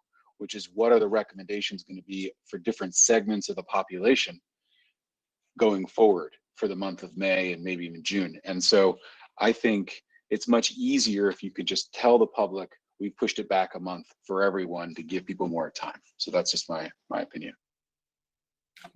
Member Barnett? I think Member Erickson had his hand up first. If you Go ahead. Chuck, go ahead. Member Barnett, is there a possibility that you could make the date July 5th or whatever it is, as Member Robustelli is saying, and then in addition to that, say, because we don't know where the shelter at home order will be at that point. It may not, if it gets extended, you may not be able to get people in June. But get July, is I think the treasurer suggested, and then also put on there that 30 days after that, you could get a waiver of interest. Wait, I don't know how to say it. I don't know what the proper terminology is, but a waiver of something, okay, for 30 days even after that, that the county board puts on, that in addition to making the due date July 5th. You know, I am a little concerned that we do need the money coming in, but I understand the treasurer's issue here that, hey, I got to be careful here. We got to give me a clear date. And so my thought would be you make it July 5th, and then 30 days after that, they get a waiver on interest as well, or something to that effect. I think that brings everybody together, I hope, anyway. Member Woolrab, I'm sorry, Member Barnett first, and then Member Woolrab. I guess I would be open to moving the due date 30 days forward if we were sure we weren't in a cash crunch during the month of June, or the taxing bodies who we distribute money to aren't going to be hurting for cash during that time. I mean, I can just share my personal story of how I pay my property taxes every year. I don't go to the government center. I go to my bank, and I can pay them there. I can still do that, you know, come the beginning of June through the drive up at the bank, and pay my taxes that way and not have personal interaction with folks. So that possibility is out there. There's a lot of banks who do take property tax payments here within the community and all around the county. But again, I am open to, you know, moving it that 30 days out, as long as it doesn't put a cash crunch on the county or on the other taxing bodies that we distribute that money to. You know, if we keep it at June, if we keep the due date for taxes at June 1st for that first payment, I would be open to extending waiving penalties and interest to 60 days if we need to keep it in 30-day increments. I'd be more open to leaning forward to 60 and then taking it back to 30 if we can't do the 45 that Member Beard had suggested. So, thank you. Now, Member Woolrab. Thank you. I guess I have a concern about the other taxing bodies, and whether, you know, maybe what we need to do is contact them and understand where they're at, you know, or maybe people already know, but I don't know, you know, what their cash flow is going to be like, their cash flow. And so I wouldn't want to postpone them receiving this money too far out. And I think we have to think about, you know, I mean, even if people could go back to work, if businesses can open on June 1st, you know, how long is it going to be before people actually end up with enough cash in their bank to start paying things like this, in addition to everything else they're going to owe? And so I think we really need to have a conversation about that, about the September payment, and, you know, how long can we push that one? I can see really needing to push out quite a ways, because it's just, we don't know when this is going to end, and we don't know how long it's going to take people to recover. I'd be more of a mind to, since people were already planning on paying this, and many people have it escrowed, and hopefully other people have it saved up, I'd be looking more at not postponing this one too far out, but having the potential of postponing the next one essentially pretty far, if need be. By then we can look at it in between, certainly. Member Beard. Yeah, I would concur with Member Woolrab and Barnett. I would be fine with the 60 days. Seems reasonable. And again, as Member Barnett said, I don't know all of the banks. I know Treasurer McNeil's mentioned some of them before. I don't know all the banks that will accept payments. Like, does the PNC Bank that's right downtown next to, is that one of them? Or, and I guess, is there a way we could figure out in the next few weeks how to set up either just, maybe PNC, maybe we can set up a way for people to easily go straight to the tax window, the folks who kind of insist on going in person, kind of work through that. There are just so many taxing bodies out there, and especially small ones. I would think that by changing that initial due date, you're pushing a lot of people who are able to pay and who aren't impacted back a month. And for some of these really small townships, it would impact them in more significant ways. Well, I think, again, we can't do anything tonight. We've talked, we're gonna have to have another meeting, but I think, Ms. McNeil, you've got some idea what we're looking at. It sounds like we're all over the place. But I think when we have another meeting in a week or whenever, maybe you could have a better idea or more information or whatever we need. Does anybody else have any thoughts or questions? And again, I want to say the same thing. I'm Township Supervisor at Dawson Township, and you know, we're counting the days sometimes for when we're going to get that tax income in, and then you got to think about school districts the same way. I mean, there's a lot of people out there that are relying on that money. So, Member Barnett. I just say on the treasurer's website, there are 22 banks in McLean County that accept property tax payments. And many of those that are listed there have multiple branches in multiple communities in addition to Bloomington Normal. And again, I think it might be a case where, you know, in the bill, we may have to make a notation that, you know, we can't accept a walk-up payment at this time, you know, and again, I don't know if that's going to be a logistic problem either, but we may have to consider that. And there again, that's something you can bring to us at our next meeting. Okay. We will properly communicate. I will let you know that the Illinois County Treasurers Association, the Legislative Committee, has made numerous attempts to bring this to the attention of our governor and our lawmakers in Springfield. We do not know at this point in time. I know another effort was made just yesterday, late yesterday afternoon. So a lot could still change in the next week, as well as further legal opinions from the state's attorney. Does anyone have a problem with, I'm sorry, Member Robustelli, go ahead. I just want to comment on that because I don't know if anybody caught the governor's press conference today. He was asked about this very specifically, and his response to it was, this is a decision that needs to be made by treasurers at the local level with their county boards members. So maybe they are considering something on this topic, but at least in the press conference today, when asked about this, he said that's a decision that has to be made at the local level by county boards and treasurers. Does anybody see a reason why we can't wait till we have our next meeting with Mr. Hoban? Do we need to have a special one before that? Treasurer, you have it? Can we wait that long? Week or 10 days? We need this to move as quickly as possible. Okay. We do. So we don't, again, we might be able to convince Mr. Hoban to speed up a little bit also. He said What's going to happen is I am right now anticipating that the county clerk's office will be done with the extension around April 10th. And so it is at that point in time that we will start calculations. And before all of this occurred, had a date to turn over to our printing company by around the 17th of April. So.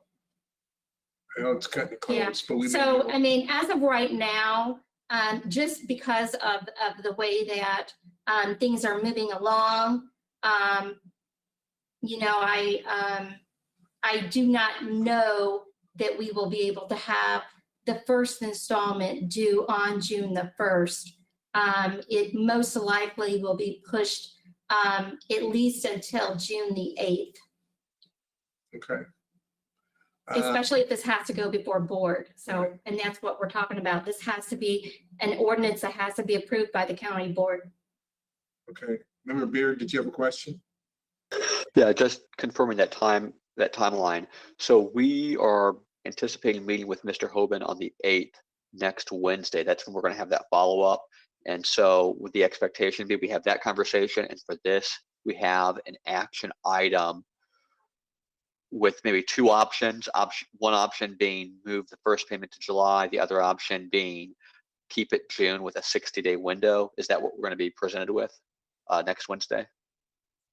I don't, the statute, you have it in front of you. The ordinance or resolution, Jessica has it outlined. I believe that the ordinance is going to specify the, and postpone the date on which the specified installment or installments in the current year become delinquent. That is what you're going to do. And we will work together to set that date.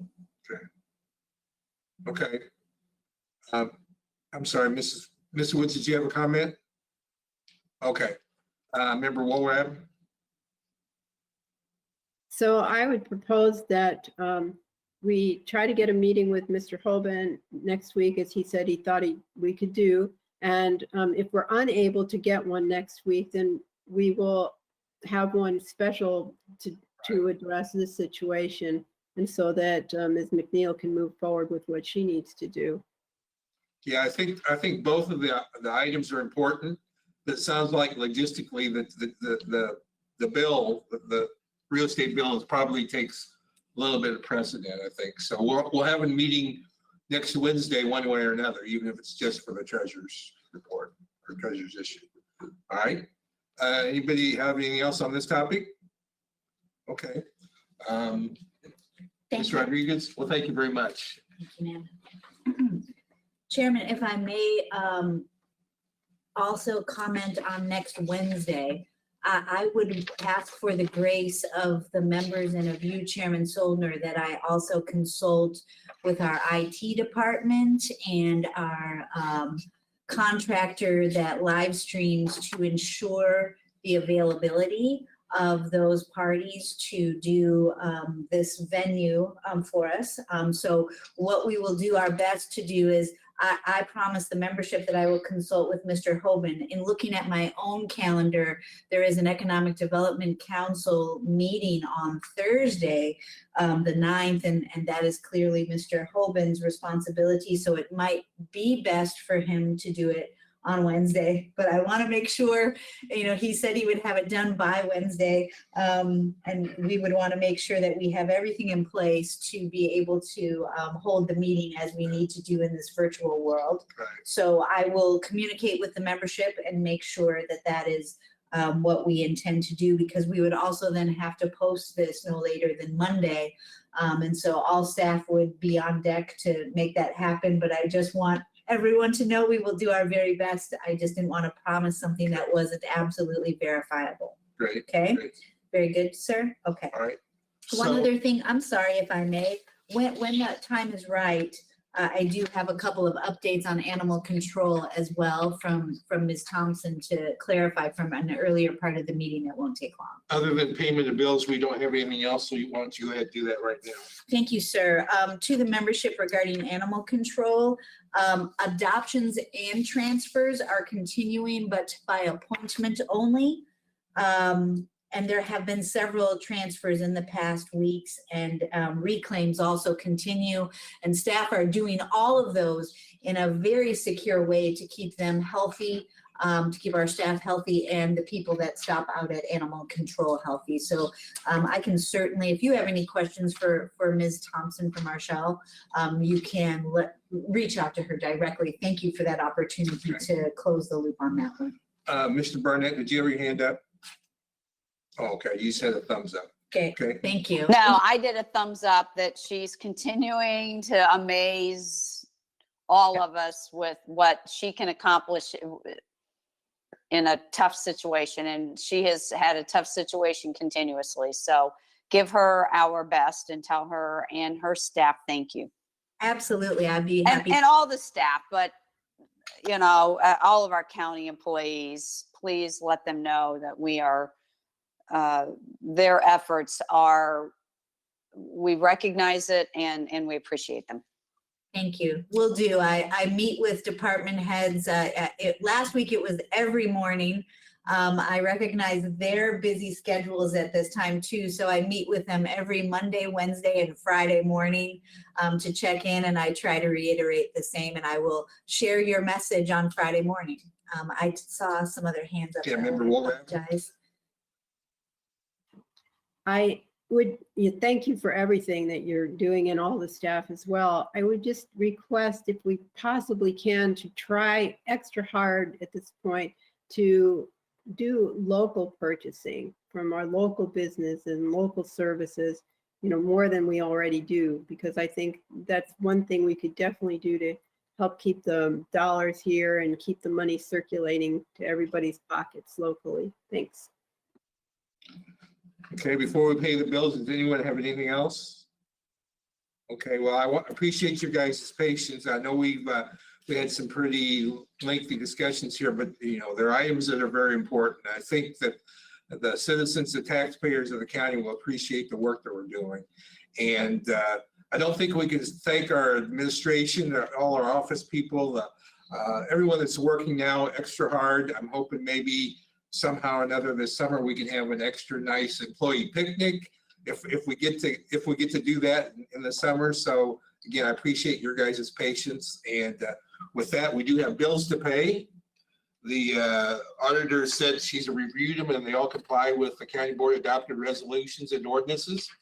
A total of $1,296,858.33. I would entertain a motion to pay those bills. Member Robustelli, second member Beard. Any discussion or questions? All those in favor say aye. Raise your hand. All right. Opposed? All right. That carries. Anything else, Administrator? Chairman, I do not, and thank you, membership. Thank you, our IT department again for providing us with this venue. It's been very helpful. Yeah, I forgot to thank Craig and the IT department again. They're doing a great job. So with that, I would say we are adjourned and look up. Member Robustelli, do you have something? Oh, he raised his hand. Okay. With that, we are adjourned and hopefully we'll see you again next week. Thank you.